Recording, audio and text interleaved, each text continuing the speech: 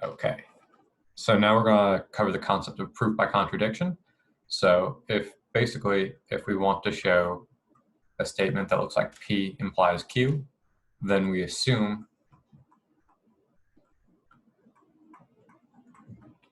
not Q. That's what that little guy means. You also sometimes see it written like that. And show that that somehow will contradicts P.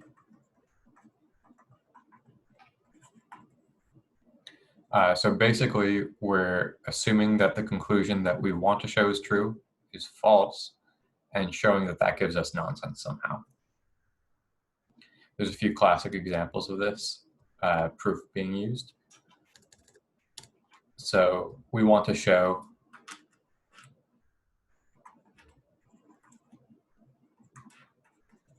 that there are infinitely many primes.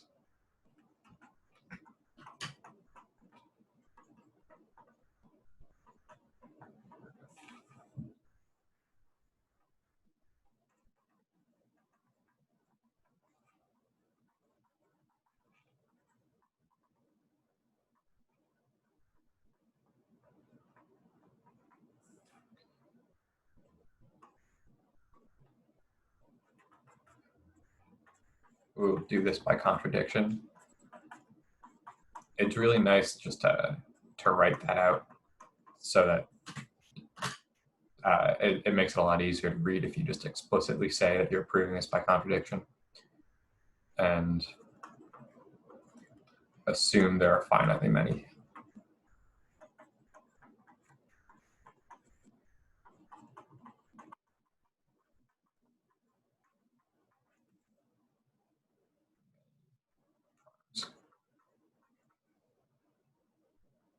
So if there are finitely many primes, then we can write them all in order and then multiply them together. So we would have, say, 2, 3, 5, all the way up to pk, where pk is the last prime.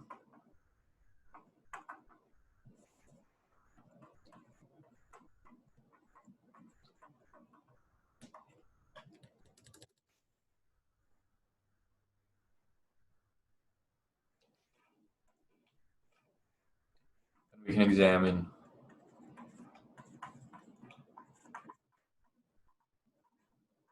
the number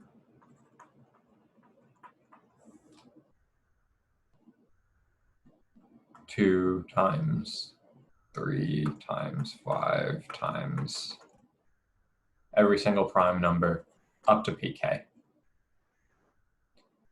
And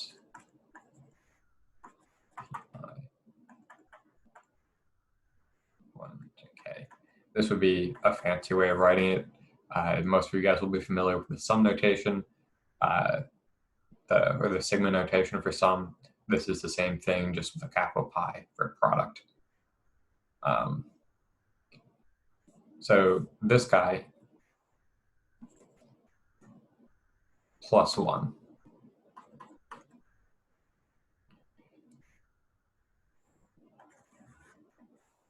This number, we'll call it t. T is not divisible by any of the primes in our list.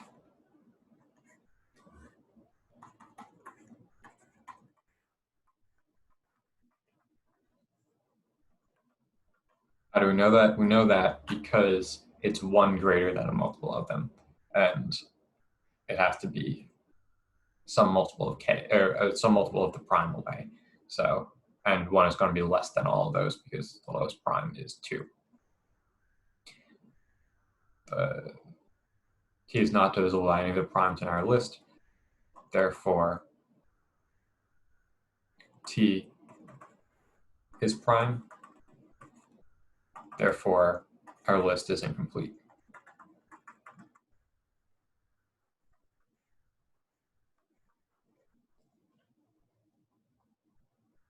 We can repeat this for any list. Therefore, no finite list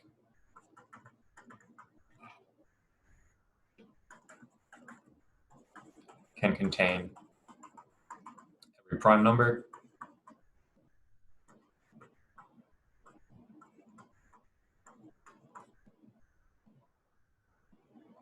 which contradicts our assumption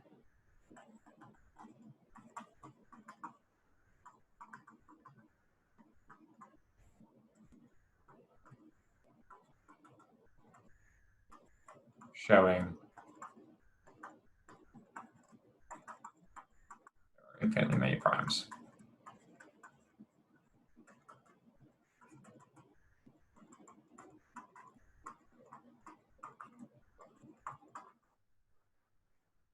This is a classic example. There's a bunch more versions of the proof that you can find on YouTube that'll be essentially the same. I might link one or two. The other classic example of this is that the square root of 2 is irrational. There's a story about ancient Greek Pythagoreans dying over this, but we don't really know the exact history behind it. So they like the idea that every number should be written as a rational number. So we're going to get this guy as a proof by contradiction. So assume it is rational for the sake of contradiction.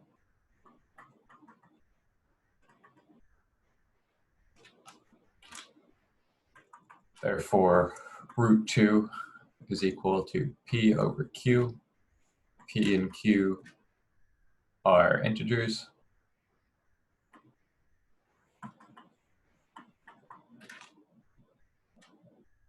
With q naught equal to 0. And also, we can assume p and q are in simplest form. Or that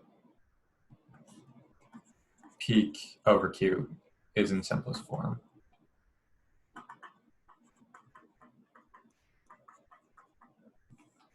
Meaning that p and q share no factors.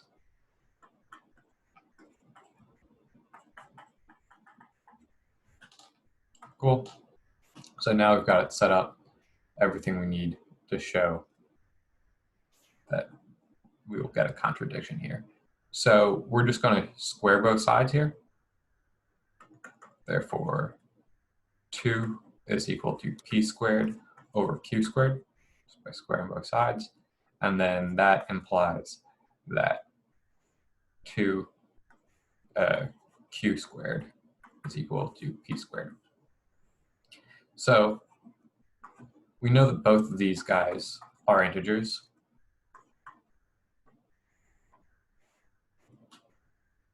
So that tells us that this guy has to be divisible by 2.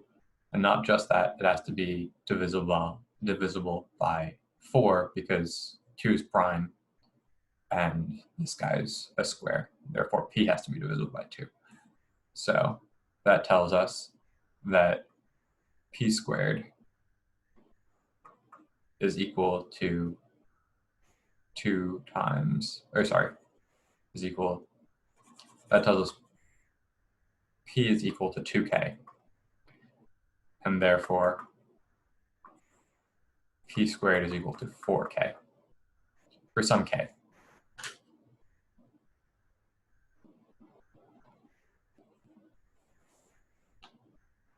Therefore, 2q squared is equal, that should be squared, to 4k squared, which implies that q squared is equal to 2k squared.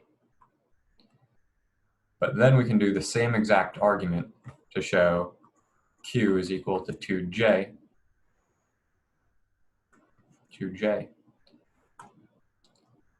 Therefore, q squared is equal to 4j squared is equal to 2k squared. Therefore, 2j squared is equal to k squared, meaning that both of these sides have to be even.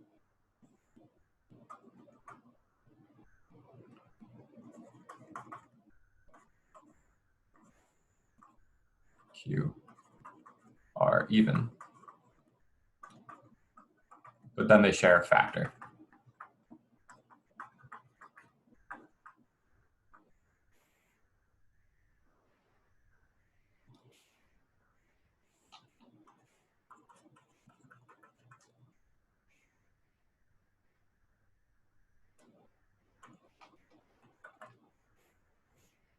Therefore, P over Q is not in simplest form.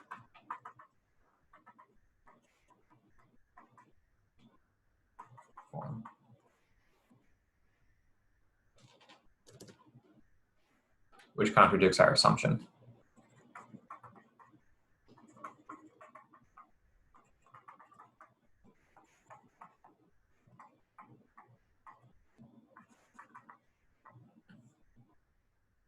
Because up here we were allowed to assume that if it's written in the form P over Q, then we can write it in simplest form. We can assume that that is in simplest form.